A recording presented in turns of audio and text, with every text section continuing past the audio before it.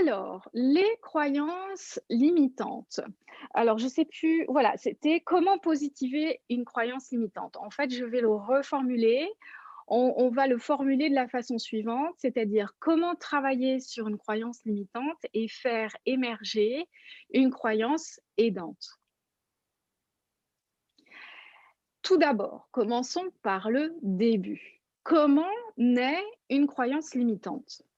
Ou bien une croyance aidante. Comment naît une croyance? On va plutôt généraliser, globaliser. Une croyance, émerge au cours d'une expérience, qu'elle soit bonne ou qu'elle soit, désagréable. De cette expérience va naître une conviction. Vous pouvez remplacer croyance par conviction, d'accord?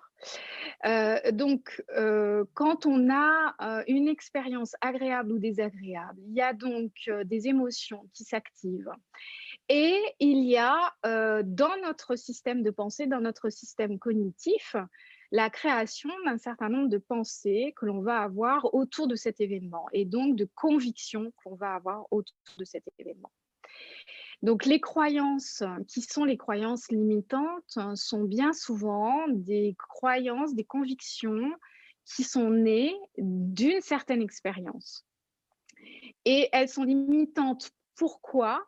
Parce qu'elles nous empêchent d'aller vers le meilleur de nous-mêmes, le meilleur dans notre vie, qu'elles nous font éventuellement répéter un système ou répéter des situations ou répéter des mauvais choix. Et donc, c'est la raison pour laquelle il est bon, il est intéressant, il est bienvenu de travailler sur les croyances limitantes pour pouvoir les transformer en croyances qui vont nous aider. Nous aider à quoi?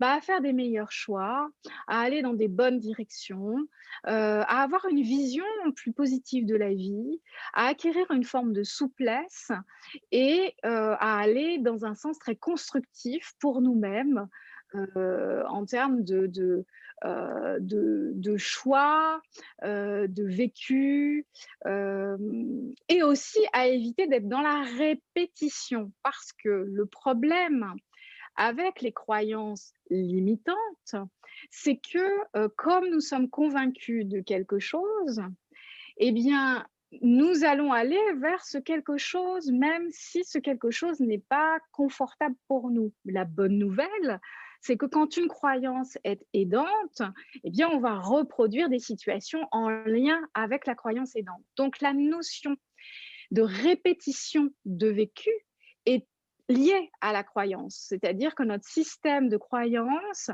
c'est ce qui va nous faire toujours des choix en lien à ces croyances et donc du coup nous retrouver régulièrement dans des situations qui sont soit confortables, constructives, soit non constructives.